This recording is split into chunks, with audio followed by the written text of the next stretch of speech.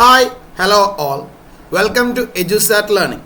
അപ്പോൾ sound waves എന്ന് പറയുന്ന ചാപ്റ്ററിൻ്റെ ലാസ്റ്റ് പാർട്ടാണ് ഈ വീഡിയോ എന്ന് പറയുന്നത്. അപ്പോൾ ഈ വീഡിയോ കാണുന്ന കുട്ടികൾ മുന്നേയുള്ള ക്ലാസ്സുകൾ കണ്ടിട്ടില്ലെങ്കിൽ പെട്ടെന്ന് പോയിട്ട് ആ പാർട്ടുകളൊക്കെ കണ്ടിട്ട് വരിക. ഇത് നമ്മളുടെ ലാസ്റ്റ് പാർട്ടാണ്. സോ നമുക്ക് പെട്ടെന്ന് തന്നെ ക്ലാസ്സിലേക്ക് പോവാം.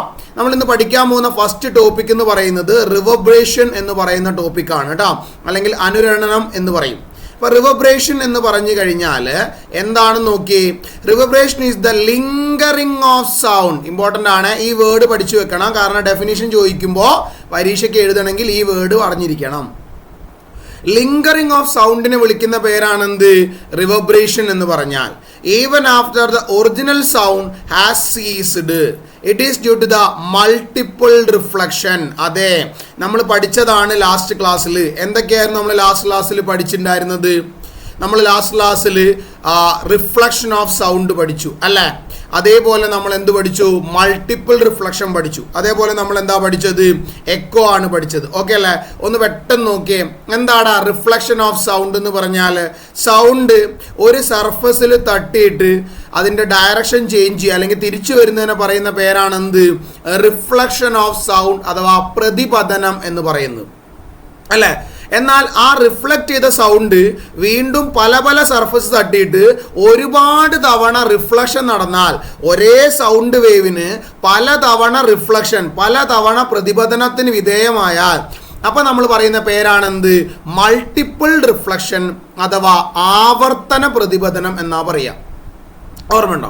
അപ്പം ഇങ്ങനെ മൾട്ടിപ്പിൾ റിഫ്ലക്ഷൻ സൗണ്ടിന് നടക്കുമ്പോൾ ഉണ്ടാവുന്ന ഒരു ഫിനോമിനൻ, ഒരു എഫക്റ്റ് ആണ് എന്ത് എന്ന് പറയുന്നത്? ലിങ്കറിങ് ഓഫ് സൗണ്ട് അഥവാ റിവർബ്രേഷൻ അഥവാ അനുരണനം എന്ന് പറയാം. അപ്പം നോക്കടാ, നമ്മൾ എക്കോ ലാസ്റ്റ് ക്ലാസ്സിൽ പഠിച്ചില്ല. നമുക്ക് എക്കോ ഒന്നും കൂടി റിവൈസ് ചെയ്തിട്ട് തിരിച്ചു വരാം. അപ്പം ഞാൻ ലാസ്റ്റ് ക്ലാസ്സിൽ പറഞ്ഞതാണ്, നമ്മളൊരു സൗണ്ട് കേട്ടാൽ ആ സൗണ്ടിൻ്റെ എഫക്റ്റ് 0.1 സെക്കൻഡ് വരെ നമ്മളുടെ ബ്രെയിനകത്ത് ഉണ്ടാകും. ക്ലിയർ ആണല്ലോ? അപ്പം ഞാൻ ഹലോ എന്നൊരു വേർഡ് പറയുമ്പോൾ ആ ഹലോ എന്ന് പറയുന്ന വേർഡിൻ്റെ സൗണ്ട് എയറിലൂടെ ട്രാവൽ ചെയ്ത് ദൂരെയുള്ള ഏതെങ്കിലും ഒരു സർഫസ്, ഒരു പ്രതലത്തിൻ്റെ മുകളിൽ തട്ടി അത് റിഫ്ലക്ഷൻ, പ്രതിപതനം സംഭവിച്ച് നേരെ എൻ്റെ അടുത്തേക്ക് വരും. ക്ലിയർ അല്ലേ? ആ ഞാൻ പറഞ്ഞ സൗണ്ട് തന്നെ, അല്ലെ ഞാൻ ഉണ്ടാക്കിയ ആ വേർഡ് തന്നെ 0.1 സെക്കൻഡ് കഴിഞ്ഞിട്ടാണ് ആ സൗണ്ട് എൻ്റെ ചെവിയിൽ എത്തുന്നതെങ്കിൽ ഞാൻ പറഞ്ഞ സൗണ്ട് വീണ്ടും ഒരു ഗ്യാപ്പ് ഇട്ടിട്ട് വീണ്ടും ഞാൻ പറഞ്ഞതുപോലെ തന്നെ ഞാൻ കേൾക്കും. ആണോ? ഇതിനെയല്ലേ എക്കോ എന്ന് പറയാ. നമ്മൾ പറഞ്ഞ സൗണ്ട് ഏതെങ്കിലും ഒരു സർഫസിന്റെ മുകളിൽ തട്ടിയിട്ട് 0.1 സെക്കൻഡ് കഴിഞ്ഞിട്ടും അതേ സൗണ്ട് നമ്മൾ റിപ്പീറ്റ് ആയിട്ട് കേൾക്കുന്നതിനെ പറയുന്ന പേരാണെന്ത്? പ്രതിധ്വനി അഥവാ എക്കോ എന്ന് പറയുന്നത് അല്ലടാ. അപ്പം നിങ്ങൾ ആലോചിച്ച് നോക്കിയേ, ഇപ്പം ഞാൻ നിങ്ങളുടെ അടുത്ത് റൂമിലിരുന്ന് ക്ലാസ്സിൽ നിങ്ങൾക്ക് വേണ്ടി ക്ലാസ് എടുക്കുകയാണ്, അല്ലെങ്കിൽ ക്ലാസ് റൂമിൽ ഞാൻ നിങ്ങളെ മുന്നിൽ ഇരുന്നിട്ട് സംസാരിച്ച് ക്ലാസ് എടുക്കുക. അപ്പം നമുക്കറിയാവുന്നതാണ്, ഞാൻ ഈ സംസാരിക്കുന്ന ശബ്ദം നേരെ നിങ്ങളുടെ അടുത്തേക്ക് വരും. റൈറ്റ് സൈഡിലുള്ള വാളിൻ്റെ മുകളിലേക്ക്, ലെഫ്റ്റ് സൈഡിലെ വാളിൻ്റെ മുകളിലേക്ക്, കുറച്ച് സൗണ്ട് ബാക്കിലോട്ട്, കുറച്ച് സൗണ്ട് എൻ്റെ മുകൾ ഭാഗത്തോട്ട് അല്ലെ സീലിംഗ് ഭാഗത്തേക്കൊക്കെ പോകും. നമ്മൾ പഠിച്ചതാ. അപ്പം അവിടെയൊക്കെ സീലിംഗ് ഉണ്ട്, റൈറ്റ് സൈഡിൽ വാളുണ്ട്, ലെഫ്റ്റ് സൈഡിൽ വാളുണ്ട്, അതേപോലെ ബാക്ക് സൈഡിൽ എന്തുണ്ട്? ബോർഡ് അല്ലെങ്കിൽ വാളുണ്ട് എന്ന് വിചാരിക്കാം. അങ്ങനെയാണെങ്കിൽ ഇവിടെയൊക്കെ തട്ടിയിട്ട് ഈ സർഫസിൽ, ഈ പ്രതലത്തിൻ്റെ മുകളിലൊക്കെ തട്ടിയിട്ട് സൗണ്ട് റിഫ്ലക്റ്റ് ചെയ്യൂലേ, പ്രതിപദിക്കൂലേ? ഉണ്ട്, സൗണ്ട് റിഫ്ലക്റ്റ് ചെയ്യും. അങ്ങനെ റിഫ്ലക്റ്റ് ചെയ്യുന്ന സൗണ്ടുകൾ മൾട്ടിപ്പിൾ റിഫ്ലക്ഷൻ അല്ലേ അവിടെ നടക്കുന്നത്? ആവർത്തന പ്രതിപതനല്ലേ അവിടെ നടക്കുന്നത്? അങ്ങനെ മൾട്ടിപ്പിൾ റിഫ്ലക്ഷൻ കഴിഞ്ഞ് വരുന്ന സൗണ്ട് ഈ 0.1 സെക്കൻഡിനുള്ളിൽ എല്ലാ സൗണ്ടും കൂടി ഒരുമിച്ച് നമ്മളുടെ ചെവിയിലേക്ക് വരുമ്പോൾ നമ്മൾ പറഞ്ഞ ആ ഒരു സൗണ്ട് നമുക്ക് ഗ്യാപ്പിട്ട് കേൾക്കൂല. പകരം ഇതിങ്ങനെ നമ്മൾ പറഞ്ഞ സൗണ്ട് ഒരു മുഴക്കം പോലെ, ആ ഒരു മുഴക്കം പോലെ നമുക്ക് എന്ത് ചെയ്യും? എഫക്റ്റ് ചെയ്യും. ലിങ്കറിയ എന്നാണ് അതിനെ പറയുക. ഓക്കെ, മുഴക്കം എന്നാണ് നമ്മൾ എന്ത് പറയുക?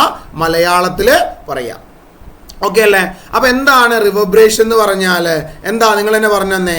റിവർബ്രേഷൻ is the lingering of sound എന്നാ പറഞ്ഞ്. സൗണ്ട് എന്ത് ചെയ്യുക? മുഴങ്ങ due to the multiple reflection of sound.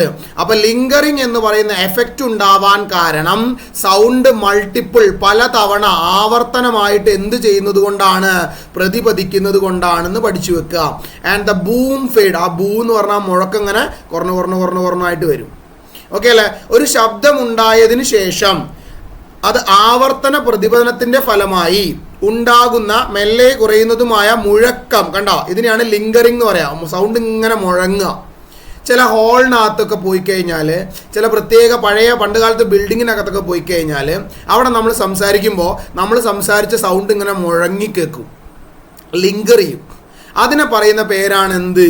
റിവർബ്രേഷൻ അഥവാ അനുരണനം എന്ന് പറയുന്നത്. ഓക്കെ അല്ലേ? ഡെഫിനീഷനെ ചോദിക്കൂ, ഡെഫിനീഷൻ നിങ്ങൾ പഠിച്ചു വെച്ചാൽ മതി. പിന്നെ അടുത്ത ചോദ്യം, എന്തുകൊണ്ടാണ് റിവർബ്രേഷൻ ഉണ്ടാവുന്നത്?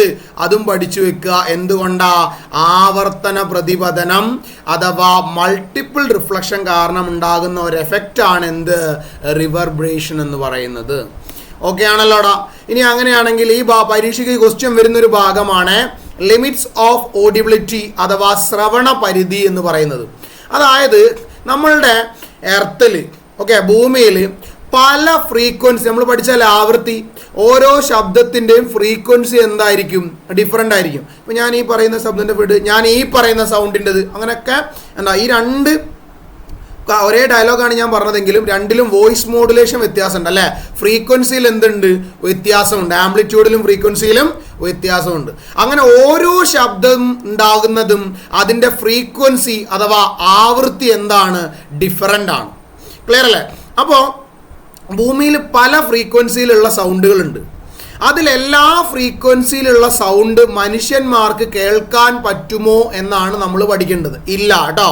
നമ്മളുടെ ഒരു മനുഷ്യന് അയാളുടെ ചെവിക്ക് ചെവിക്ക് കുഴപ്പങ്ങളൊന്നും ഇല്ലെങ്കിൽ, നോർമൽ ഹിയറിംഗ് ആണെങ്കിൽ അയാൾക്ക് കേൾക്കാൻ പറ്റുന്ന ശബ്ദത്തിൻ്റെ ഫ്രീക്വൻസി എന്ന് പറയുന്നത് 20 ഹെർട്സിൻ്റെ മുകളിലോട്ടും 20,000 ഹെർട്സിൻ്റെ താഴോട്ടുമാണ്.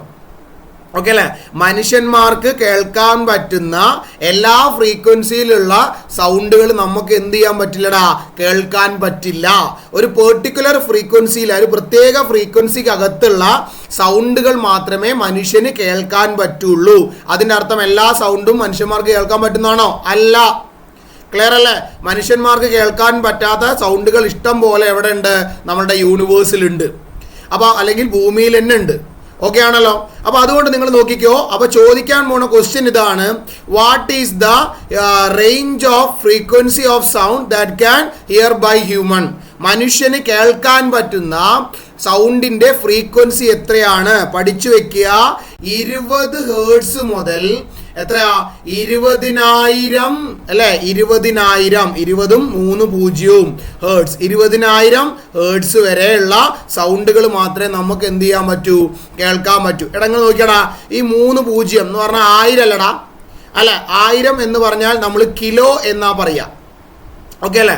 അപ്പം അങ്ങനെയാണ് നമുക്ക് എന്ത് പറയാം? 20,000, 20,000 നമുക്ക് എന്ത് എഴുതാം? 20 കിലോ ഹേർട്സ് എന്നും പറയാം. ഓക്കെ അല്ല? അപ്പം ഇങ്ങനെ കണ്ടാൽ ഡൗട്ട് അടിക്കണ്ട. 20 മുതൽ 20,000 ഹേർട്സ് വരെ എന്ന് പറയുന്നതും 20 മുതൽ 20 കിലോ ഹേർട്സ് വരെ എന്ന് പറയുന്നതും സാധനം എന്താണ്? ഒന്നാണ്. 20,000 ഹേർട്സിലാണ്, 20 കിലോ ഹേർട്സിലാണ്. ആ വ്യത്യാസം മാത്രമേ ഉള്ളൂ കേട്ടോ. ഓക്കെ. അപ്പോൾ മനുഷ്യന് കേൾക്കാൻ പറ്റിയ സൗണ്ടിൻ്റെ ഓഡിബിലിറ്റി അല്ലെങ്കിൽ കേൾക്കാൻ പറ്റുന്ന ശബ്ദത്തിൻ്റെ ഫ്രീക്വൻസി എത്രയാണ്? ശ്രവണ പരിധി എത്രയാണെന്ന് പറഞ്ഞാൽ എങ്ങനെ പറയണം നിങ്ങൾ? ഇതാ ഇവിടെ എഴുതി വെച്ചിട്ട് എന്താ?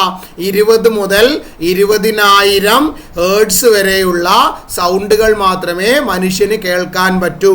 അപ്പോൾ നിങ്ങൾ നോക്കണ്ടോ, എലിഫന്റ് കണ്ടോ? എലിഫന്റിന് എന്താ? നമ്മളെക്കാൾ കുറച്ചും കൂടി ഫ്രീക്വൻസി കുറഞ്ഞ സൗണ്ട് കേൾക്കാൻ പറ്റില്ലേ? കണ്ടോ? 14 ഹേർട്സ് മുതൽ 12,000 ഹേർട്സ് വരെയാണ് എലിഫൻസിന് സൗണ്ട് കേൾക്കാൻ പറ്റുക. എന്നാൽ നിങ്ങൾ ക്യാറ്റിന് നോക്കടാ, 48 ഹേർട്സ് മുതൽ 75,000 ഹേർട്സ് വരെയുള്ള സൗണ്ടുകൾ ആർക്ക് കേൾക്കാൻ പറ്റും? ക്യാറ്റിന് പറ്റും. കണ്ടോ? ഡോഗിന് നോക്ക്, 64 ഹേർട്സ് മുതൽ 45,000 ഹേർട്സ് വരെ, നമ്മളെക്കാൾ കൂടുതൽ ഫ്രീക്വൻസി ഉള്ള സൗണ്ടുകൾ, നല്ല ഫ്രീക്വൻസി ഉള്ള സൗണ്ടുകൾ ആർക്ക് കേൾക്കാം? ഡോഗ്സിനും ക്യാറ്റിനും ഒക്കെ കേൾക്കാം. നമുക്ക് ആകെ 20,000 പറ്റൂ. ക്യാറ്റ്സിന് 75,000 വരെ ഫ്രീക്വൻസി ഉള്ള പറ്റും, 45,000 വരെ ഡോഗ്സിന് പറ്റും. കണ്ടോ? ഡോഗ്സിനേക്കാൾ കുറച്ചുകൂടി കേൾക്കാൻ കേൾവിശക്തി കൂടുതൽ ക്യാറ്റിനാന്ന് തോന്നുന്നു അല്ലേ? ക്ലിയർ അല്ലേ? അതുപോലെ എലിയുടെ കാര്യം കണ്ടോ? 1000 മുതൽ 70,000 വരെ. ബാറ്റ് കണ്ടോ? 7,000 മുതൽ എത്രയാ? 10, 100, 1000 അല്ലേ? 22 ലക്ഷത്ത് വരെ ഒക്കെ കേൾക്കാൻ പറ്റുന്നുണ്ട്. ക്ലിയർ ആവുന്നുണ്ടോ? 2 ലക്ഷം വേർഡ്സ്. നിങ്ങൾ ഇതൊന്നും പഠിച്ചു വെക്കണ്ട കേട്ടോ. ഇത് ഞാൻ നിങ്ങളുടെ ടെക്സ്റ്റ് ബുക്കിലുള്ള ഫിഗർ ഉള്ളതുകൊണ്ട് പഠിച്ചു വെക്കണ്ടെന്ന് പറയാൻ പറ്റില്ല. കാരണം ടെക്സ്റ്റ് ബുക്കിലെ ഫിഗർ അത് എക്സ്ട്രാ റീഡിംഗ് ഒന്നും അല്ല. പക്ഷെ അതിനകത്ത് ഏറ്റവും ഇമ്പോർട്ടൻ്റ് എന്ന് പറയുന്നത് ആരാ? മനുഷ്യൻ്റെയാണ് കേട്ടോ. മനുഷ്യൻ്റെ ഓഡിയോ എത്ര ഫ്രീക്വൻസി, കേൾക്കാൻ പറ്റുന്ന ഫ്രീക്വൻസി ലെവൽ പരീക്ഷയ്ക്ക് ചോദിക്കും. ഇതാണ് ആ സാധനം. എത്ര? 20 മുതൽ 20,000 കിലോ ഹെർട്സ് വരെ എന്ന് പറയുന്നത് പഠിച്ചു വെക്കുക, നിർബന്ധമാണ്. ഇനി ഒരു ടോപ്പിക് കൂടി ഉണ്ട്. അപ്പം നമ്മൾ പറഞ്ഞില്ലേ 20ൻ്റെ താഴെയുള്ള സൗണ്ടും അതുപോലെ തന്നെ 20,000 മുകളിലുള്ള സൗണ്ട് നമുക്ക് എന്ത് ചെയ്യാൻ പറ്റില്ല? കേൾക്കാൻ പറ്റില്ല. അത് നിങ്ങൾ ഒന്നും കൂടി ഓർത്ത് വെക്കുക. അങ്ങനെയാണെങ്കിൽ നോക്കടാ, 20ൻ്റെ താഴെയുള്ള സൗണ്ടുകളെ നമ്മളൊരു പേര് വിളിക്കും. അതായത് 20 ഹെർട്സിൽ താഴെ ഫ്രീക്വൻസി ഉള്ള സൗണ്ടുകളെ വിളിക്കുന്ന പേരാണ് ഇൻഫ്രാസോണിക് ശബ്ദങ്ങൾ, അല്ലെങ്കിൽ ഇൻഫ്രാസോണിക് എന്ന് പറയും. Sound waves with frequency below 20 hertz is infrasonic എന്നാ പറയാ. അങ്ങനെയാണെങ്കിൽ 20,000 അല്ലെങ്കിൽ 20 കിലോ ഹെർട്സിന് മുകളിലുള്ള ഫ്രീക്വൻസി ഉള്ള ശബ്ദങ്ങളെ നമ്മൾ എന്താ പറയാ? അൾട്രാസോണിക് എന്നാ പറയാ. പഠിച്ചു വെക്കണം കേട്ടോ. അതായത് ഇൻഫ്രാസോണിക് സൗണ്ടുകളും അൾട്രാസോണിക് സൗണ്ടുകളും ആർക്ക് കേൾക്കാൻ പറ്റില്ല? മനുഷ്യന് കേൾക്കാൻ പറ്റില്ല. ബിക്കോസ് 20 ഹേർട്സിൽ താഴെ ഫ്രീക്വൻസി ഉള്ള ശബ്ദങ്ങളെയാണ് ഇൻഫ്രാസോണിക് എന്ന് പറയാം. 20,000 ഹേർട്സിൽ മുകളിൽ ആവൃത്തിയുള്ള ഫ്രീക്വൻസി ഉള്ള ശബ്ദങ്ങളെയാണ് എന്ത് പറയാ? അൾട്രാസോണിക് എന്ന് പറയാ. നമ്മളുടെ കേൾക്കാൻ പറ്റുന്ന ഫ്രീക്വൻസി ലിമിറ്റ് എന്ന് പറയുന്നത് 20 മുതൽ 20,000 ഹെർട്സ് വരെയാണ്. സോ 20ൽ താഴെയുള്ള ശബ്ദവും 20,000 മുകളിലുള്ള ശബ്ദവും നമുക്ക് എന്ത് ചെയ്യാൻ പറ്റില്ല? കേൾക്കാൻ പറ്റില്ല എന്ന് ഓർത്ത് വെക്കുക. അങ്ങനെയാണെങ്കിൽ ഈ ഭാഗത്ത് നിന്ന് വരുന്ന ഒരു ചോദ്യം ഇതാണ്. ഒരു തവണത്തെ മിഡ് ടേം എക്സാമിനോ സാധാരണ യൂണിറ്റ് ടെസ്റ്റിനൊക്കെ ഓണപരീക്ഷയൊക്കെ ആയിട്ട് സാധാരണ വരലുണ്ട് പണ്ട് മുതലേ. ഓക്കെ അല്ലേ? സിലബസ് ഇത് മാറി വന്നതാണെങ്കിലും പണ്ട് ഇത് പഠിക്കാനുണ്ടായിരുന്നു. 9ാം ക്ലാസ്സിലൊക്കെ ഉള്ള ടോപ്പിക്കായിരുന്നു ഈ സൗണ്ട് വേവ് എന്ന് പറയുന്നത്. ഓക്കെ അല്ലേ? അപ്പോൾ സിലബസ് മാറിയപ്പോൾ അത് 10ലേക്ക് ആഡ് ചെയ്തേ ഉള്ളൂ. അപ്പോൾ അന്ന് പണ്ട് മുതലേ 9ാം ക്ലാസ്സിലൊക്കെ ചോദിക്കുന്ന ഒരു ചോദ്യമാണ് ഈ മാർക്ക് ചെയ്ത്. ഇതാണ് ക്വസ്റ്റ്യൻ. എന്താണ്? എന്താ പറയുക? ഗാൾട്ടൺ വിസിൽ എന്ന് പറയും. എന്താ പറയുക? Galton whistle. അപ്പോൾ ഈ ചിത്രത്തിൽ കൊടുത്തിരിക്കുന്ന ഇതാണ് എന്തെന്ന് പറയുന്നത്? ഗാൾട്ടൺ വിസിൽ എന്ന് പറയുന്നത് നമ്മളുടെ വിസിൽ പോലെ തന്നെ ഒരു സാധനമാണ് ഇത്. ഓക്കെ അല്ലേ? നമ്മൾ ഈ മറ്റേ സ്പോർട്സിൻ്റെ സമയത്തൊക്കെ ഉപയോഗിക്കുന്ന വിസിലല്ലേ? പക്ഷെ അത് അങ്ങനെ അതേ വർക്കിംഗ് ആണ് ഇതിനും. ഓക്കെ, പക്ഷെ ചെറിയൊരു വ്യത്യാസമുണ്ട്. എന്താണെന്ന് വെച്ച് കഴിഞ്ഞാൽ ഈ ഡോഗ്സിനൊക്കെ ട്രെയിൻ ചെയ്യാനാണ് ഈ വിസിൽ ഉപയോഗിക്കുക. അത് ഓർമ്മ ഉണ്ടാവണം കേട്ടോ. ഗാൾട്ടൺ വിസിൽ ഉപയോഗിക്കുന്നത് എന്തിനാണ്? ഡോഗ്സിനെ ട്രെയിൻ ചെയ്യാനാണ്. കാരണം എന്താണെന്ന് വെച്ച് കഴിഞ്ഞാൽ ഈ ഗാൾട്ടൺ വിസിലകത്ത് നമ്മൾ ഊതുമ്പോൾ സാധാ വിസിലെ പോലെ തന്നെയാണ് ഇത് വർക്ക് ചെയ്യുക. പക്ഷേ അപ്പോൾ ഇതിനകത്ത് ഉണ്ടാകുന്ന സൗണ്ടിൻ്റെ ഫ്രീക്വൻസി എന്ന് പറയുന്നത് ഏകദേശം 30 കിലോ ഹേർട്സ് ആണ്. അതായത് 30 കിലോ ഹേർട്സ് എന്ന് പറഞ്ഞാൽ എത്രയുടെ വരിക? നേരത്തെ പറഞ്ഞതല്ലേ, കിലോ എന്ന് പറഞ്ഞാൽ 1000 അല്ലേ? അപ്പോൾ 3 0 എക്സ്ട്രാ ആഡ് ചെയ്താൽ മതി. 30 കിലോ ഹേർട്സ് എന്ന് പറഞ്ഞാൽ എന്താ വരിക? 30,000 ഹേർട്സാണ് വരിക. അപ്പോൾ ഗാൾട്ടൺ വിസിലിനകത്ത് നിന്ന് പ്രൊഡ്യൂസ് ചെയ്യുന്ന ആ വിസിലിൻ്റെ സൗണ്ട് ഫ്രീക്വൻസി എന്ന് പറയുന്നത് എത്രയാ? 30,000 ഹേർട്സാ അല്ലെങ്കിൽ 30 കിലോ ഹേർട്സാ. അപ്പോൾ നിങ്ങൾ പറഞ്ഞേ, നമുക്ക് കേൾക്കാൻ പറ്റുന്ന സൗണ്ടിൻ്റെ ലിമിറ്റ് എത്രയാടാ? നമുക്ക് ആകെ 20,000 വേർഡ്സ് താഴെയല്ലേ കേൾക്കാൻ പറ്റൂ. അതിന് മുകളിൽ കേൾക്കാൻ പറ്റുമോ? ഇല്ല. അപ്പോൾ ഈ ഗാൾട്ടൺ വിസിൽ നമ്മൾ ഊതുമ്പോൾ അതിൽ നിന്ന് പ്രൊഡ്യൂസ് ചെയ്യുന്ന സൗണ്ടിൻ്റെ ഫ്രീക്വൻസി എത്രയാണെന്നാണ് പറഞ്ഞത്? 30,000 ഹേർട്സ് ആണ്, അല്ലെങ്കിൽ 30 കിലോ ഹേർട്സ് ആണെന്നല്ലേ പറഞ്ഞേ. അപ്പോൾ അങ്ങനെയാണ് നിങ്ങൾ പറഞ്ഞ് ഇത് നമുക്ക് കേൾക്കാൻ പറ്റുമോ? ഇല്ല. ഗാൾട്ടൺ വിസിലിൻ്റെ സൗണ്ട് നമുക്ക് എന്ത് ചെയ്യാൻ പറ്റില്ല? കേൾക്കാൻ പറ്റില്ല.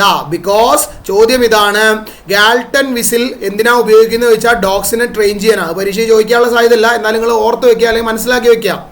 ഡോഗ്സിനെ ട്രെയിൻ ചെയ്യാൻ ഉപയോഗിക്കുന്ന ഒരു വിസിലാണ് ഗാൾട്ടൺ വിസിൽ. ബിക്കോസ് ആ വിസിൽ ഇങ്ങനെ അടിക്കുമ്പോൾ നമ്മളിങ്ങനെ ആ ഡോഗ്സിനെ ട്രെയിൻ ചെയ്യുമ്പോൾ ഇങ്ങനെ ഓരോ തവണ വിസിലടിക്കുമ്പോൾ മറ്റ് കേൾക്കുന്ന മനുഷ്യന്മാർക്കൊരു ബുദ്ധിമുട്ടുണ്ടാവും. ഇങ്ങനെ വിസിൽ ഒരു 10 തവണ അല്ലെങ്കിൽ 30 തവണയൊക്കെ ഒരു വിസിൽ ഇങ്ങനെ ഊതുന്ന ഒച്ച കേട്ടോ നമുക്ക് തന്നെ ഒരു ഡിസ്റ്റർബൻസ് ഫീൽ ചെയ്യില്ലേ? എന്നാൽ ഗാൾട്ടൺ വിസിൽ എത്ര ഊതിയാലും എത്ര തവണ ഗാൾട്ടൺ വിസിൽ വർക്ക് ചെയ്താലും മനുഷ്യന്മാർക്കൊരു ഡിസ്റ്റർബൻസ് ആയിട്ട് തോന്നുകയില്ല. കാരണം എന്താ? അതിനകത്ത് നിന്ന് പുറത്തേക്ക് വരുന്ന സൗണ്ട് നമുക്ക് എന്ത് ചെയ്യാൻ പറ്റില്ല? കേൾക്കാൻ പറ്റില്ല. ഗാൾട്ടൺ വിസിലിൻ്റെ ശബ്ദം മനുഷ്യന് കേൾക്കാൻ പറ്റുമോ എന്നാണ് ചോദ്യം. മനുഷ്യന് കേൾക്കാൻ പറ്റുമോ? ഇല്ല. എന്തുകൊണ്ടാണെന്ന് ചോദിച്ചാൽ ബിക്കോസ് എന്താണ്? ഗാൾട്ടൺ വിസിൽ പ്രൊഡ്യൂസ് ചെയ്യുന്ന സൗണ്ട് വേവിൻ്റെ ഫ്രീക്വൻസി എന്ന് പറയുന്നത് 30,000 ഹേർട്സ് ആണ്. ക്ലിയർ അല്ലേ? മനുഷ്യന് കേൾക്കാൻ പറ്റുന്ന സൗണ്ടിൻ്റെ ഫ്രീക്വൻസി എന്ന് പറയുന്നത് 20 മുതൽ 20,000 വേർഡ്സ് ആണ്. So we cannot here the sound of A Galton whistle എന്ന് പറയാം. ഇവിടെ ഒരു ആൻസർ ഉണ്ട്. നായകളെ പരിശീലിപ്പിക്കാൻ ഉപയോഗിക്കുന്ന ഗാൽട്ടൺ വിസിലിൽ കേട്ടല്ലോ എന്താണ് നിന്ന് പുറപ്പെടുവിക്കുന്ന ശബ്ദത്തിന്റെ ആവൃത്തി അഥവാ ഫ്രീക്വൻസി എന്ന് പറയുന്നത് എത്രയാണ്? ഏകദേശം 30,000 വേർഡ്സ് അല്ലെങ്കിൽ 30 കിലോ ഹെർട്സ് ആണ്. ഇത് നമുക്ക് കേൾക്കാൻ പറ്റില്ല എന്ന് ഓർത്ത് വെക്കുക. ഓക്കെ അല്ലേ? ഇനി നമ്മൾ അപ്പോൾ അൾട്രാസോണിക് സൗണ്ടുകളെ കുറിച്ച് പഠിച്ചല്ലോ. എന്തായിരുന്നു അൾട്രാസോണിക്? ഇതാ നോക്ക്, എന്താ 20,000 ഹേർട്സിൽ മുകളിൽ ഫ്രീക്വൻസി ഉള്ള സൗണ്ടിനെ വിളിക്കുന്ന പേരാണെന്ത്? അൾട്രാസോണിക്. 20 താഴെയാണെങ്കിൽ ഇൻഫ്രാസോണിക്. അതായത് 20 ഹേർട്സ് ആണെങ്കിൽ താഴെയാണെങ്കിൽ ഇൻഫ്രാസോണിക്. 20,000 ഹേർട്സിന്റെ മുകളിലാണെങ്കിൽ എന്താണ്? അൾട്രാസോണിക് എന്ന് പറയും. ഈ അൾട്രാസോണിക് സൗണ്ടുകൾ നമുക്ക് കേൾക്കാൻ പറ്റൂലെങ്കിലും ഇതിനെ കൊണ്ട് നമുക്ക് ഒരുപാട് യൂസ് ഉണ്ട്. പ്രധാനമായിട്ടും മെഡിക്കൽ ഫീൽഡിൽ നമുക്ക് ഒരുപാട് യൂസ് ഉള്ള ഒരു സൗണ്ട് വേവ് ആണ്, അല്ലെ സൗണ്ട് സിഗ്നൽ ആണ് എന്തെന്ന് പറയുന്നത്? അൾട്രാസോണിക് എന്ന് പറയുന്നത് കേട്ടോ. നിങ്ങൾക്ക് ഇനി ഹോസ്പിറ്റലൊക്കെ പോകുമ്പോൾ കാണാൻ പറ്റും. നമ്മളവിടെ സ്കാനിങ് ഒക്കെ ചെയ്യുമ്പോൾ അവിടെ USG എന്ന് എഴുതി വെക്കും. സ്കാനിങ്ങിൻ്റെ അവിടെയൊക്കെ കാണാം USG. പല ടൈപ്പ് സ്കാനിങ് ഉണ്ട്. MRI ഉണ്ട്, CT സ്കാൻ ഉണ്ട്. അതേപോലെ ഒരു ടൈപ്പ് ഓഫ് സ്കാനിങ് ആണ് എന്തെന്ന് പറയുന്നത്? USG. ഈ USG സ്കാനിങ്ങിനകത്ത് നമ്മൾ ഉപയോഗിക്കുന്നത് അൾട്രാസോണിക് സൗണ്ടിനെയാണ്. അതാണ് U for ultra, S for sonic എന്ന് പറയും. ഓക്കെ അല്ലേ?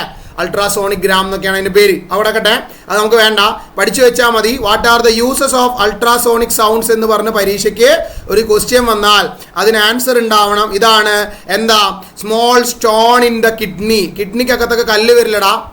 കിഡ്നി സ്റ്റോൺ എന്ന് കേട്ടിട്ടില്ലേ? അതേപോലെ അതന്നെ ആ വൃക്കയിൽ കല്ല് ഉണ്ടാവുക. അപ്പോൾ നമ്മളെ സ്റ്റോൺ ഉണ്ടാവും. വെള്ളം കുടിക്കുന്നൊക്കെ കുറവാണെങ്കിൽ ഓക്കെ നമുക്ക് എന്തുണ്ടാവാനുള്ള സാധ്യത ഉണ്ട്? സ്റ്റോൺ ഉണ്ടാവാനുള്ള സാധ്യത ഉണ്ട്. അപ്പോൾ നിങ്ങൾ ഈ ക്ലാസ് കാണുന്ന കുട്ടികളൊക്കെ നന്നായിട്ട് ഇടയ്ക്കിടയ്ക്ക് വെള്ളം കുടിച്ചു കൊടുക്കുക. ക്ലിയർ ആവുന്നുണ്ടല്ലോ? അപ്പോൾ ആ കിഡ്നി സ്റ്റോണ് എന്ത് ചെയ്യാൻ? ചെറിയ ചെറിയ കിഡ്നി സ്റ്റോൺ വന്നാൽ ഭയങ്കര ബുദ്ധിമുട്ടാണ്. നമുക്കത് ഭയങ്കര പെയിനും ആയിരിക്കും. ഭയങ്കര വല്ലാത്തൊരു അവസ്ഥയാണ് അത് വന്നു കഴിഞ്ഞാൽ. നമുക്ക് അങ്ങനെ എല്ലാ കാര്യങ്ങളും ചെയ്യാൻ പറ്റില്ല. ഇടയ്ക്കിടയ്ക്ക് പെയിൻ വരും, വലിയ ബുദ്ധിമുട്ടായിരിക്കും. ഓക്കെ, അങ്ങനെ കുറേ ബുദ്ധിമുട്ടുകളുണ്ട്. ഓക്കെ, അപ്പോൾ എന്താണ് പറഞ്ഞത്? അങ്ങനെയുള്ള സ്റ്റോണുകൾക്ക് ട്രീറ്റ്മെൻ്റ് ആയിട്ട് ആ സ്റ്റോൺ ചെറിയ ചെറിയ സ്റ്റോണാണെങ്കിൽ സർജറി ചെയ്ത് എടുത്ത് ഒഴിവാക്കുക എന്ന് പറഞ്ഞാൽ ബുദ്ധിമുട്ടാണ്. കിഡ്നി സർജറി ചെയ്യുക എന്ന് പറഞ്ഞാൽ ഭയങ്കര ബുദ്ധിമുട്ടുകളാണ്. സർജറി ചെയ്ത് അതിൻ്റെ കുറേ എഫക്റ്റുകൾ വേറെ ഉണ്ടാവും. ഓക്കെ അല്ലേ? അപ്പോൾ അതുകൊണ്ട് ആ സമയത്ത് നമ്മൾ എന്ത് ചെയ്യും? ഈ ചെറിയ ചെറിയ സ്റ്റോണുകളാണെങ്കിൽ അത് സർജറി ചെയ്ത് ഒഴിവാക്കാതെ ആ കിഡ്നി സ്റ്റോണിനെ നമ്മൾ എന്ത് ചെയ്യും? ഉള്ളിൽ വെച്ചിട്ട് പൊടിച്ച് കളയും.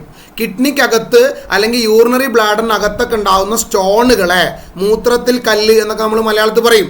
ഓക്കെ അല്ലേ? ആ വൃക്കയിൽ കല്ല് എന്നൊക്കെ പറയും. ആ കല്ലുകൾ ചെറുതാണെങ്കിൽ അത് സർജറി ചെയ്ത് റിമൂവ് ചെയ്യുന്നതിന് പകരം നമ്മൾ എന്ത് ചെയ്യും? അൾട്രാസോണിക് സൗണ്ടുകളെ അവിടേക്ക് കടത്തിവിടും. ആ കല്ലുള്ള ഭാഗത്തേക്ക് അൾട്രാസോണിക് സൗണ്ടുകൾ കടത്തിവിടും. അപ്പോൾ ഈ അൾട്രാസോണിക് കടത്തിവിടുമ്പോൾ ആ കല്ലുകളുടെ മുകളിൽ അൾട്രാസോണിക് തട്ടുമ്പോൾ ചെറിയ ചെറിയ കല്ലുകളാണെങ്കിൽ അത് എന്ത് ചെയ്യും? അത് പൊടിഞ്ഞു വൃക്കയ്ക്കുള്ളിൽ വെച്ചിട്ടും യൂറിനറി ബ്ലാഡറിൻ്റെ ഉള്ളിൽ വെച്ചിട്ട് എന്ത് ചെയ്യും? ആ കല്ല് പൊടിഞ്ഞ് ചെറിയ ചെറിയ പൊടികളായി മാറും. അപ്പോൾ നമ്മൾ നന്നായി വെള്ളം കുടിക്കുമ്പോൾ ആ കല്ലുകൾ നമ്മൾ യൂറിൻ പാസ് ചെയ്യുന്ന സമയത്ത് യൂറിനിലൂടെ എന്ത് ചെയ്യും? പുറത്തു പോകും. അപ്പോൾ സർജറി ചെയ്യേണ്ട ആവശ്യമുണ്ടോ? ഇല്ല. അപ്പൊ കിഡ്നി സ്റ്റോണുകളെ ക്രഷ് ചെയ്യാൻ, ഓക്കെ അല്ലേ, വൃക്കയിൽ ഉണ്ടാകുന്ന ചെറിയ കല്ലുകൾ പൊടിച്ചു കളയാൻ ഉപയോഗിക്കുന്നു ആരെ? അൾട്രാസോണിക് തരംഗങ്ങളെ അഥവാ അൾട്രാസോണിക് വേവിനെ. ഓക്കെ ആണല്ലോ? അപ്പോൾ ഒന്നാമത്തെ യൂസ് പഠിച്ചു, to crush small stones in the kidney. Okay ആണല്ലോ? അങ്ങനെയാണെങ്കിൽ അടുത്ത് ഇൻ ഫിസിയോതെറാപ്പി. ഫിസിയോതെറാപ്പി എന്ന് പറഞ്ഞാൽ നമ്മൾ ഈ എന്താ പറയുക, മസിലിനൊക്കെ പെയിൻ ഉണ്ടാകുമ്പോൾ നമ്മൾ പോവില്ലേ, ഫിസിയോതെറാപ്പി ചെയ്യൂലേ? അവിടെ അവർ ഒരു റെഡ് കളർ ലൈറ്റ്, നമുക്ക് മസിൽ പെയിൻ, നിങ്ങൾ ഫിസിയോതെറാപ്പി പോയ ആളുകൾക്കറിയാം, കയ്യും കാലൊക്കെ പൊട്ടിയിട്ടോ അല്ലെങ്കിൽ വേദന കാരണങ്ങളൊക്കെ എന്തെങ്കിലും സ്പോർട്സ് ഒക്കെ ഉള്ള ആളുകളാണ്, ഇഞ്ചുറി ഒക്കെ വരുമ്പോൾ നമ്മൾ ഫിസിയോതെറാപ്പി ചെയ്യും. അപ്പോൾ പോയി കഴിഞ്ഞാൽ അവരവിടെ ഒരു റെഡ് ലാമ്പ് എടുത്തിട്ട് നമ്മളുടെ ആ പെയിനുള്ള ഭാഗത്തേക്ക് വെക്കും. അതായത് അൾട്രാസോണിക് വേവ്സുകളുണ്ട്. അത് നമ്മളുടെ മസിൽസിനൊക്കെ എന്ത് ചെയ്യും? ഒരു മസാജിങ് പോലെയുള്ള ഒരു ലൂസാക്കാനൊക്കെ ഒരു ഹെൽപ്പ് ചെയ്യും. കൂടുതലായിട്ട് ഞാൻ പറയുന്നില്ല ബയോളജി കാര്യങ്ങൾ. സോ നിങ്ങളിങ്ങനെ പഠിച്ചു വെച്ചാൽ മതി. എന്താണ്? ഫിസിയോതെറാപ്പിക്ക് വേണ്ടി ഉപയോഗിക്കുന്നു, ഫിസിയോതെറാപ്പി ട്രീറ്റ്മെൻറ്റിന് വേണ്ടി ഉപയോഗിക്കാറുണ്ട്. അടുത്ത് നോക്കടാ, to take image of internal organs. കണ്ടോ, അതാ ഞാൻ പറഞ്ഞ സ്കാനിങ്ങിന് ഉപയോഗിക്കുന്ന നേരത്തെ പറഞ്ഞില്ലേ?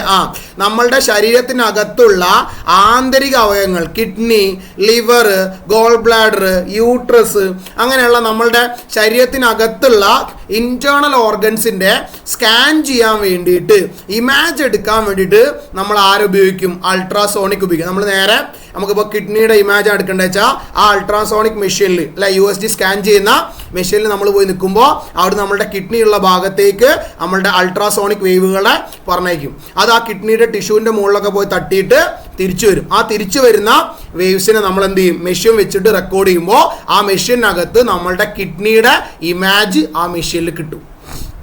ക്ലിയർ അല്ല, കമ്പ്യൂട്ടറിലേക്ക് കിട്ടും. അപ്പോൾ നമുക്ക് എന്ത് ചെയ്യാൻ പറ്റും, ഡോക്ടേഴ്സിനൊക്കെ നമ്മളുടെ അകത്ത് ശരീരത്തിനകത്ത് എന്തെങ്കിലും കുഴപ്പമുണ്ടെങ്കിൽ നമുക്ക് പുറത്ത് നോക്കിയാൽ കാണാൻ പറ്റുമോ? ഡോക്ടേഴ്സിന് ഇങ്ങനെ സ്കാൻ ചെയ്യാൻ പറ്റുമോ നമ്മുടെ കണ്ണുകൊണ്ട്? ഇല്ല. അപ്പോൾ അവരെന്ത് ചെയ്യും, അവരിതുപോലത്തുള്ള സ്കാനിങ്ങിന് പറഞ്ഞേക്കും. ഓക്കെ അല്ലേ? അപ്പോൾ അവിടെ ഉപയോഗിക്കുന്ന ഒരു ടൈപ്പ് ഓഫ് സ്കാനിങ് ആണ് എന്ത്, അൾട്രാസോണിക് സ്കാനിങ്, അഥവാ ഇന്റേണൽ ഓർഗൻസിന്റെ ഇമേജുകൾ കാണാൻ വേണ്ടി ഉപയോഗിക്കുന്നത് ആരുപയോഗിക്കാറുണ്ട്, അൾട്രാസോണിക് വേവ്സിന് ഉപയോഗിക്കും. കണ്ട, വൃക്ക, കരൾ, പിത്തസഞ്ചി, ഗർഭപാത്രം തുടങ്ങിയ ആന്തരിക അവയവങ്ങൾ, നിങ്ങൾ ഇങ്ങനെ എന്താ പറയുക, ഓർഗൻസിൻ്റെ പേരൊന്നും പഠിച്ചു വെക്കണില്ല, ഒറ്റ വാക്കിൽ ഇങ്ങനെ പറഞ്ഞാൽ മതി. ആന്തരിക അവയവങ്ങളുടെ പ്രതിബിംബം രൂപപ്പെടുത്താൻ, to take the images of internal organs എന്ന് ഒറ്റ വാക്കിൽ പറഞ്ഞാൽ മതി. ഓരോ ഓർഗൻസിന് ഇങ്ങനെ പേരെടുത്ത് കിഡ്നി, ലിവർ, യൂട്രസ് ഒന്നും നമ്മൾ എന്ത് ചെയ്യണ്ട, എക്സ്ട്രാ പറയണ്ട, ടെക്സ്റ്റ് ബുക്കിൽ കൊടുക്കുന്നുള്ളൂ. ഷോർട്ട് ആക്കിക്കോ, ഇങ്ങനെ പഠിച്ചാൽ മതി. എന്താ, to take images of internal organs എന്ന് പറഞ്ഞാൽ മതി. ബാക്കിയുള്ളത് വേണ്ട, കട്ട് ചെയ്ത് കളഞ്ഞേക്ക്. ഓക്കെ അല്ലേടാ? അപ്പോൾ യൂസ് ഓഫ് അൾട്രാസോണിക് എത്രണ്ണം പഠിച്ചു? 3 എന്തൊക്കെയാ? കിഡ്നിക്കകത്തുള്ള സ്റ്റോണുകൾ ക്രഷ് ചെയ്യാൻ, ഫിസിയോതെറാപ്പിക്ക്, അതുപോലെ ഇന്റേണൽ ഓർഗൻസിന്റെ ഇമേജ്, ആന്തരിക അവയവങ്ങളുടെ ചിത്രം എടുക്കാൻ വേണ്ടിയിട്ട്. കണ്ടോ, ദാ ലെഫ്റ്റ് സൈഡിൽ ഒരു ഇമേജ് കൊടുത്തിട്ടുണ്ട്. ഡോക്ടേഴ്സ് ഇങ്ങനെ നമ്മളുടെ ബോഡിയുടെ ഉൾഭാഗം ഇങ്ങനെ ആ സൗണ്ട്സുകൾ ഇങ്ങനെ മീൻസ് അൾട്രാസോണിക് വേവ്സുകൾ പാസ് ചെയ്തിട്ട് നമ്മൾ ആ അവരെ മോണിറ്ററിൽ ഇങ്ങനെ കാണാൻ പറ്റും. ഓക്കെ, ഇനി 2 ഉപയോഗം കൂടി ഉണ്ട്, പഠിച്ചു വെച്ചോ. Four cleaning spiral tubes. കണ്ടോ, ഫിഗർ 1.26 നിങ്ങൾ കണ്ടോ? ആ ഫിഗർ 1.26 കൊടുത്തിരിക്കുന്നത് സ്പൈറൽ ട്യൂബാ, ചുറ്റു കിടക്കല്ലേ ട്യൂബ്. അപ്പോൾ അങ്ങനത്തെ ട്യൂബിൻ്റെ പ്രശ്നം എന്താണ്, ഇങ്ങനത്തെ ട്യൂബിൻ്റെ അകത്ത് കൂടെ നമുക്ക് ബ്രഷ് ഇട്ട് എന്ത് ചെയ്യാൻ പറ്റില്ലടോ, ക്ലീൻ ചെയ്യാൻ പറ്റില്ല. സ്ട്രെയിറ്റ് ട്യൂബ് ആണെങ്കിൽ അല്ലടാ നമുക്ക് ബ്രഷ് ഇട്ട് ക്ലീൻ ചെയ്യാൻ പറ്റൂ. ഇങ്ങനെ വളഞ്ഞ് കിടക്കുന്ന സ്പൈറൽ ട്യൂബിനകത്ത് കൂടെ ബ്രഷ് ഇട്ട് ക്ലീൻ ചെയ്യാൻ പറ്റുമോ? അപ്പോൾ ഇതിനകത്തൊക്കെ കിടക്കുന്ന ഡേർട്ട്, ചളി റിമൂവ് ചെയ്യാൻ നമ്മൾ എന്ത് ചെയ്യുന്നറിയോ, ഇതിനകത്ത് കൂടെ നമ്മൾ എന്ത് ചെയ്യും, അൾട്രാസോണിക് സൗണ്ട് വേവ്സിനെ കടത്തിവിടും. അപ്പോൾ ആ സൗണ്ട് വേവ്സ് ഇതിനകത്ത് കൂടെ ഇങ്ങനെ പാസ് ചെയ്ത്, ഇതിനകത്ത് കൂടെ സൗണ്ട് വേവ്സ് അല്ലേ, സൗണ്ട് വേവ്സ് എന്ത് ചെയ്യും, ഇങ്ങനെയൊക്കെ പോയി ആ ട്യൂബിനകത്ത് കൂടെ ഇങ്ങനെ പാസ് ചെയ്ത് പോകുമ്പോൾ ആ അൾട്രാസോണിക് വേവ്സ് പാസ് ചെയ്യുന്ന ഭാഗത്തുള്ള ഡേർട്ട്, പൊടികൾ അല്ലെങ്കിൽ ചളി മറ്റു കാര്യങ്ങളൊക്കെ ഇളകും. മനസ്സിലായോ? അവിടെ ഒട്ടിപ്പിടിച്ചിരിക്കുന്ന ഡേർട്ട് എന്താ, ചളി എന്ത് ചെയ്യും, അത് ലൂസായി ഇളകും. എന്നിട്ട് നമ്മൾ ആ ട്യൂബ് പിന്നെ സാധാ പോലെ വെള്ളം അടിച്ചിട്ട് കഴുകുമ്പോൾ ആ ഡേർട്ട് എന്ത് ചെയ്യും, വെള്ളത്തിൻ്റെ കൂടെ പുറത്തേക്ക് വരും. മനസ്സിലാവുണ്ടോ? അപ്പോൾ four cleaning spiral tubes, irregular machine parts, electronic components. Okay അല്ലേ? വെള്ളം ഉപയോഗിച്ച് കഴുകാൻ പറ്റാത്ത കമ്പോണൻസ് ഉണ്ടാവില്ലേ, അതാണ് ഇലക്ട്രോണിക് കമ്പോണൻസ്. അതുപോലെ മെഷീൻ്റെ പാർട്സ്, ഇതുപോലുള്ള സ്പൈറൽ ട്യൂബുകളൊക്കെ നമുക്ക് ക്ലീൻ ചെയ്യാൻ ആരുപയോഗിച്ചാൽ മതി, അൾട്രാസോണിക് സൗണ്ടുകൾ ഉപയോഗിക്കാൻ പറ്റും. അടുത്തത് ഇതൊന്ന് പഠിച്ചു വെക്കുക. കപ്പലിലൊക്കെ എന്താ പറയുക, കടലിൻ്റെ അടിയിലോട്ടുള്ള ലെങ്ത്ത്, അടിയിലുള്ള ഡിസ്റ്റൻസ്, ഓക്കെ, കപ്പലിൻ്റെ അടിയിലോട്ടുള്ള ആഴം, ഡെപ്ത് എന്നൊക്കെ പറയും, ഡിസ്റ്റൻസ്, ആഴം, കടലിൻ്റെ ആഴമൊക്കെ അളക്കാൻ വേണ്ടി കപ്പലിൽ ഉപയോഗിക്കുന്ന ഒരു ടെക്നോളജി ഉണ്ട്. അതിനെയാണ് സോണാർ എന്ന് പറയാം. ക്ലിയർ അല്ലേ? ആ സോണാർ ഉപയോഗിക്കുന്നത് നമ്മൾ എന്താണ്, അൾട്രാസോണിക് വേവ്സ് ആണെന്ന് പഠിച്ചു വെക്കുക. ഓക്കെ അല്ലേ? അപ്പോൾ സോണാർ കപ്പലിനകത്തൊക്കെ ഡിസ്റ്റൻസ് അളക്കാൻ വേണ്ടി ഉപയോഗിക്കുന്ന ഒരു ഇതാണ്. കടലിൻ്റെ ആഴം അളക്കാനും കടലിൻ്റെ അടിയിൽ എന്തെങ്കിലും ഉണ്ടോയെന്നൊക്കെ അറിയാൻ വേണ്ടി അവർ കപ്പലിൽ ഉപയോഗിക്കുന്ന ഒരു ഡിവൈസ് ആണ് എന്തെന്ന് പറയുന്നത്, റഡാർ അല്ലെങ്കിൽ സോണാർ എന്നൊക്കെ പറയും. റഡാർ എന്ന് കേട്ടിട്ടില്ലേ? ആ റഡാർ എന്താണ്, which is used to find the distance to the under water objects. Okay ആണല്ലോ? അണ്ടർ വാട്ടർ ഒബ്ജക്ട്സിൻ്റെ ഡിസ്റ്റൻസ് കാണാൻ വേണ്ടി ഉപയോഗിക്കുന്ന സോണാർ എന്ന് പറയുന്ന ഇൻസ്ട്രുമെന്റിൽ എന്ത് ചെയ്യുന്നുണ്ട്, ഉപയോഗിക്കുന്നുണ്ട് അൾട്രാസോണിക്. 5 പഠിച്ചേ. സർപ്പിൾ ആകൃതിയിലുള്ള കുഴലുകൾ, നിശ്ചിത ആകൃതിയിലില്ലാത്ത യന്ത്രഭാഗങ്ങൾ, ഇലക്ട്രോണിക് ഘടകങ്ങൾ തുടങ്ങിയ വൃത്തിയാക്കുന്നതിന്, അതുപോലെ സോണാർ എന്ന ഉപകരണത്തിന് ജലത്തിനടിയിലുള്ള വസ്തുക്കളുടെ എന്തറിയാന്, വസ്തുക്കളിലേക്കുള്ള ഡിസ്റ്റൻസ്, അകലം അറിയാനൊക്കെ നമ്മൾ ഉപയോഗിക്കുന്നു എന്ന് ഓർത്ത് വെക്കുക. ഓക്കെ ആണല്ലോടാ? ഇനി ഒരു കാര്യം കൂടി ഓർത്ത് വെച്ചോളൂ, ബാറ്റ്. വവ്വാലിന് എല്ലാവർക്കും അറിയാലോ. വവ്വാല് ആക്ച്വലി അത് എര പിടിക്കുന്നത് അല്ലെ, അതെന്ത് ചെയ്യുന്നത്, ഹണ്ട് ചെയ്യുന്നത് എങ്ങനെയാ, ഈ അൾട്രാസോണിക് വേവ്സ് ഉപയോഗിച്ചിട്ട്. അതും നിങ്ങൾക്കൊരു യൂസ് ആയിട്ട് വേണമെങ്കിൽ നമ്മളെ യൂസ് അല്ല, അൾട്രാസോണിക് വേവ്സ് നമ്മൾ എങ്ങനെയാണ് ഉപയോഗിക്കുന്നത് വെച്ചാൽ ബാറ്റിനെ പറഞ്ഞിട്ട് കാര്യമില്ല കേട്ടോ. ക്വസ്റ്റ്യൻ നോക്കിയിട്ട് പരീക്ഷ എഴുതണേ. റെഡിയാണല്ലോ? അൾട്രാസോണിക് എന്നാൽ നിങ്ങൾ മനസ്സിലായിക്കോ, ബാറ്റില്ലേ വവ്വാല്, വവ്വാൽ എന്താ വെച്ചാൽ അതിന് അൾട്രാസോണിക് സൗണ്ട്സ് പ്രൊഡ്യൂസ് ചെയ്യുന്ന സൗണ്ട് അൾട്രാസോണിക് ആണ്, നമുക്കത് കേൾക്കാൻ പറ്റില്ല. ക്ലിയർ അല്ലേ? ആ അപ്പം എന്ത് ചെയ്യും, അൾട്രാസോണിക് അത് ഇങ്ങനെ പറന്നു പോകുമ്പോൾ ഇതേപോലെ എയറിൽ ഇങ്ങനെ രാത്രി ഇങ്ങനെ പറന്നു പോകുമ്പോൾ അത് ഇങ്ങനെ അതിൻ്റെ ഫ്രണ്ടിലോട്ട് അൾട്രാസോണിക് സൗണ്ട്സ് ഇങ്ങനെ പ്രൊഡ്യൂസ് ചെയ്യും. അപ്പോൾ അൾട്രാസോണിക് അതിൻ്റെ നേരെ ഫ്രണ്ട് ഭാഗത്ത് പോയിട്ട് അവിടെ എന്തെങ്കിലും സാധനം ഉണ്ടെങ്കിൽ, അത് എന്തെങ്കിലും ജീവിയോ അല്ലെങ്കിൽ മരോ പോസ്റ്റോ വീടോ അങ്ങനെ എന്തെങ്കിലും സാധനം ഉണ്ടെങ്കിൽ ഈ അൾട്രാസോണിക് സൗണ്ട് എന്ത് ചെയ്യും, ആ ഒബ്ജക്റ്റിന് മുകളിൽ തട്ടിയിട്ട് റിഫ്ലക്ട് ചെയ്യും. നമ്മൾ സൗണ്ടിൻ്റെ റിഫ്ലക്ഷൻ പഠിച്ചല്ലേ, ഏതെങ്കിലും ഒരു സർഫസിൽ അല്ലെങ്കിൽ ഏതെങ്കിലും ഒരു പ്രതലത്തിൽ പോയി തട്ടി തിരിച്ചു വരുന്നതിനല്ലേ പ്രതിപതനം അഥവാ റിഫ്ലക്ഷൻ എന്ന് പറയാം. അപ്പോൾ ബാറ്റ് ഇങ്ങനെ പോകുമ്പോൾ അൾട്രാസോണിക് സൗണ്ട്സ് ഇങ്ങനെ ഉണ്ടാക്കിക്കൊണ്ടേ നിൽക്കും. അപ്പോൾ അത് നേരെ മുന്നോട്ടാണ് ഉണ്ടാക്കുക. ആ മുന്നോട്ടുണ്ടാക്കിയ ഭാഗത്ത് എന്തെങ്കിലും സാധനം ഉണ്ടെങ്കിൽ അത് തട്ടി എന്ത് ചെയ്യും, തിരിച്ചു വരും. ആ തിരിച്ചു വരുന്ന സിഗ്നലുകൾ മനസ്സിലാക്കിയിട്ട് അത് മുന്നിലുള്ള സാധനം എന്ത് ജീവിയാണോ അല്ലെങ്കിൽ വേറെ എന്താണോ എന്ന് മനസ്സിലാക്കാനുള്ള കഴിവ് ഇതിനുണ്ട്, അനലൈസ് ചെയ്യാനുള്ള കഴിവ് ബാറ്റിൻ്റെ ബ്രെയിനുണ്ട്. ഓക്കെ, അപ്പോൾ അൾട്രാസോണിക് വേവ്സ് ഉപയോഗിച്ചിട്ടാണ് ബാറ്റ് എന്ത് ചെയ്യുക, അതിൻ്റെ ഇരകൾ എന്ത് ചെയ്യുക, അറ്റാക്ക് ചെയ്യുക കേട്ടോ. എത്ര ദൂരത്തിൽ പ്രേ ഉണ്ട്, എരണ്ട്, എന്താണ് അത് സാധനം എന്നൊക്കെ അനലൈസ് ചെയ്യാൻ ബാറ്റിനെ ഹെൽപ്പ് ചെയ്യുന്നത് അൾട്രാസോണിക് വേവുകളാണ് എന്ന് പഠിച്ചു വെക്കാം. ഓക്കെ, ലാസ്റ്റ് ടോപ്പിക്കാണ് സിസ്മിക് വേവ്സ് ആൻഡ് സുനാമി എന്ന് പറയുന്ന ടോപ്പിക്ക്. അപ്പോൾ ഇതിനകത്ത് ചോദ്യങ്ങൾ വൺ വേർഡൊക്കെയാണ് വരാറുള്ളത്. എന്തായാലും ഒന്ന് പഠിച്ചു വെക്കുക. അതായത് ഭൂമിൻ്റെ ഉള്ളിൽ എർത്ത് കേക്ക് അല്ലേ, നമ്മൾ പഠിച്ചല്ലേ ഭൂമി എർത്ത് ക്രസ്റ്റ്, ഓക്കെ, ഭൂവൽക്കം എന്നൊക്കെ പറയും. അപ്പോൾ എർത്ത് ക്രസ്റ്റിനകത്ത് വല്ല ഭൂമി കുലുക്കോ വോൾക്കാനിക് ഇറപ്ഷൻ, ഉള്ളിലുള്ള ലാവകൾ എന്തെങ്കിലും പ്രഷർ വേരിയേഷൻ ഉണ്ടാവുകയോ അല്ലെ ഭൂമിൻ്റെ ഉള്ളിൽ എന്തെങ്കിലും പൊട്ടിത്തെറിയൊക്കെ, ഉള്ളിൽ ക്രസ്റ്റിൻ്റെ ആ ഭാഗത്ത് എന്തെങ്കിലും പൊട്ടിത്തെറി ഉണ്ടാവുകയൊക്കെ ചെയ്താൽ, നിങ്ങൾ ജോഗ്രഫി പഠിച്ചല്ലേ എർത്തിൻ്റെ ക്രസ്റ്റിൻ്റെ ഏറ്റവും ഉള്ളിൽ എന്താ ഉള്ളത്, ലാവ, മാഗ്മ എന്ന് പറയുന്ന കണ്ടീഷനിലല്ലേ ഉള്ളത്. അവിടെ ഭയങ്കര ഹോട്ടായിട്ട് മാഗ്മ എന്ന് പറയുന്നൊരു കണ്ടീഷനകത്താണുള്ളത്. ക്ലിയർ അല്ല? പിന്നെ കുറേ സ്റ്റോണുകളുണ്ട്, കുറേ പ്ലേറ്റുകളുണ്ട്, ടെക്ടോണിക് പ്ലേറ്റ് എന്നൊക്കെ പറഞ്ഞ് പഠിച്ചിട്ടുണ്ട്. അപ്പോൾ ആ പ്ലേറ്റുകൾ അങ്ങോട്ടും ഇങ്ങോട്ടും മൂവ് ചെയ്യുമ്പോൾ തമ്മിൽ കൊളൈഡ് കൂട്ടിമുട്ടുമ്പോഴോ അതായത് ഭൂമിക്കുള്ളിൽ എർത്ത് കേക്ക് ഭൂമി കുലുക്കം ഉണ്ടാകുമ്പോഴോ അല്ലെങ്കിൽ എന്തെങ്കിലും വോൾക്കാനിക് ഇറപ്ഷനുകളോ ലാവയിൽ എന്തെങ്കിലും വ്യത്യാസങ്ങൾ പുറത്തേക്ക് വരികയോ ഒക്കെ ചെയ്യുന്ന സമയത്ത് അവിടെ ഉണ്ടാവുന്ന ഒരു ടൈപ്പ് ഓഫ് വേവ് ഉണ്ട്. ആ വേവിനെ വിളിക്കുന്ന പേരാണെന്ത്, സെസ്മിക് വേവ്സ് എന്നാണ് പറയുക കേട്ടോ. എന്താ പറയുക, സെസ്മിക് വേവ്സ് എന്ന് പറയും. അപ്പോൾ seismic waves are those which travel through the earth crust as a result of earthquake, volcanic eruptions and massive explosion. എന്താ നോക്കടാ, ഭൂകമ്പം, അഗ്നിപർവ്വത സ്ഫോടനം, വൻ സ്ഫോടനങ്ങൾ എന്നിവയുടെ ഫലമായി ഭൂപാളികളിലൂടെ സഞ്ചരിക്കുന്ന ഭൂമിക്കുള്ളിൽ ഉണ്ടാവുന്ന തരംഗങ്ങളാണ് എന്തെന്ന് പറയുന്നത്, സീസ്മിക് തരംഗങ്ങൾ അഥവാ സീസ്മിക് വേവ്സ് എന്ന് പറയുന്നത്. ക്ലിയർ അല്ലേ? ഇനി ഈ സീസ്മിക് വേവ്സ് നമുക്ക് മനസ്സിലാക്കാൻ നമ്മൾ എന്ത് ചെയ്യാറുണ്ട്, സീസ്മിക് വേവ്സിനെ കുറിച്ച് പഠിക്കുന്ന ബ്രാഞ്ചിനെ വിളിക്കുന്ന പേരാണ് സിസ്മോളജി എന്നാ പറയുക കേട്ടോ. ഒന്ന് ഓർത്ത് വെച്ചാൽ മതി. ഭൂമിക്കുള്ളിൽ വല്ല വോൾക്കാനിക് ഇറപ്ഷനോ ഭൂകമ്പമോ അഗ്നിപർവ്വത സ്ഫോടനങ്ങളൊക്കെ ഉണ്ടാകുന്ന സമയത്ത് ആ ഭൂമിയിനുള്ളിൽ ഉണ്ടാകുന്ന ഒരു കൈൻഡ് ഓഫ് വേവ്, ഒരു പ്രത്യേക തരംഗങ്ങളെയാണ് നമ്മൾ എന്ത് വിളിക്കുക, സീസ്മിക് വേവ്സ് അല്ലെങ്കിൽ സീസ്മിക് തരംഗങ്ങൾ എന്ന് പറയാം. അപ്പോൾ ഈ തരംഗങ്ങളെ കൂടുതൽ മനസ്സിലാക്കാനും ഈ തരംഗങ്ങളെക്കുറിച്ച് പഠിക്കുകയും ചെയ്യുന്ന ശാസ്ത്രത്തിൻ്റെ ഒരു ശാഖ, ഒരു ബ്രാഞ്ചിനെ വിളിക്കുന്ന, സയൻസിൻ്റെ ഒരു ബ്രാഞ്ചിനെ പറയുന്ന പേരാണെന്ത്, സിസ്മോളജി. അതുപോലെ തന്നെ ഈ ഭൂകമ്പമൊക്കെ ഉണ്ടാകുമ്പോൾ ഈ സിസ്മിക് വേവ്സ് ഉണ്ടാവും. ഭൂകമ്പം ഉണ്ടാകുമ്പോഴാണല്ലോ സിസ്മിക് വേവ്സ് ഉണ്ടാവുക. അപ്പോൾ ആ സിസ്മിക് വേവ്സിൻ്റെ ഇൻറ്റൻസിറ്റി, അതിൻ്റെ തീവ്രത നമുക്ക് എന്ത് ചെയ്യാം, മെഷർ ചെയ്യാൻ വേണ്ടി ഉപയോഗിക്കുന്ന ഒരു ഇൻസ്ട്രുമെൻ്റ് ഉണ്ട്, ഒരു ഉപകരണം ഉണ്ട്. അതിൻ്റെ പേരാണെന്ത്, റിക്ടർ സ്കെയിൽ എന്ന് പറയുന്നത് കേട്ടോ. ഭൂകമ്പങ്ങളുടെ തീവ്രത നിർണ്ണയിക്കുന്നത് റിക്ടർ സ്കെയിലാണ്. അതായത് എത്രത്തോളം ഇൻറ്റൻസിറ്റിയിലാണ് എർത്ത് ഉണ്ടായത് എന്ന് അറിയണമെങ്കിൽ ആ സമയത്ത് ആ ഭൂമി കുലുക്കം ഉണ്ടാകുമ്പോൾ ഭൂമിയിൽ നിന്ന് പുറത്തേക്ക് വന്ന സീസ്മിക് വേവ്സിൻ്റെ ഇൻറ്റൻസിറ്റി നോക്കിയാൽ മതി. അപ്പോൾ അങ്ങനെ എർത്ത് ക്വേക്കിൻ്റെ ഇൻറ്റൻസിറ്റി കാണാൻ അല്ലെങ്കിൽ അളക്കാൻ വേണ്ടി ഉപയോഗിക്കുന്ന ഒരു ഇൻസ്ട്രുമെൻറ്റിൻ്റെ പേരാണ് എന്ത്, റിക്ടർ സ്കെയിൽ എന്ന് പറയുന്നത്. ഓക്കെ ആണല്ലോ, റെഡി അല്ലേ? ഇനി സുനാമി എന്താണെന്നാണ് നോക്കടാ. ഭൂമിക്കുള്ളിൽ ഭൂകമ്പം ഉണ്ടാകുമ്പോൾ പുറത്തേക്ക് വരുന്ന വേവ്സ് ആണ് എന്ത്, സീസ്മിക് വേവ്സ് എന്ന് പറയുന്നത്. അതേപോലെ കടലിൻ്റെ ഉള്ളിൽ, ഓക്കെ, ഓഷ്യനിലിടാം, കടലിൻ്റെ അകത്ത് എന്തെങ്കിലും ഭൂകമ്പം ഉണ്ടാവുക അല്ലെങ്കിൽ കടലിൻ്റെ ഉള്ളിൽ എന്തെങ്കിലും വോൾക്കാനിക് ഇറപ്ഷൻ ഉണ്ടാവുക, ആ സമയത്ത് കടലിലുള്ള തിരമാലകൾ വേവ്സ് എന്ത് ചെയ്യും, സാധാരണ ഉള്ളതിനേക്കാൾ കൂടുതൽ ജൈജാൻറ്റിക്, വളരെ ഉയർന്ന ഹൈറ്റിൽ എന്ത് ചെയ്യും, വേവ്സ് ഉണ്ടാവും. ആ ഉയർന്ന ഹൈറ്റിലുണ്ടാവുന്ന ജൈജാൻറ്റിക്, ഭീമാകാരമായിട്ടുള്ള തിരമാലകളെ നമ്മൾ വിളിക്കുന്ന പേരാണെന്ത്, സുനാമി എന്ന് പറയുന്നത്. ഒരു ജപ്പാനീസ് വേർഡാണ്. ഓക്കെ അല്ലേ? ടെസ്റ്റിൽ അതിൻ്റെ മീനിങ് കാര്യങ്ങളൊക്കെ കൊടുത്തിട്ടുണ്ട്.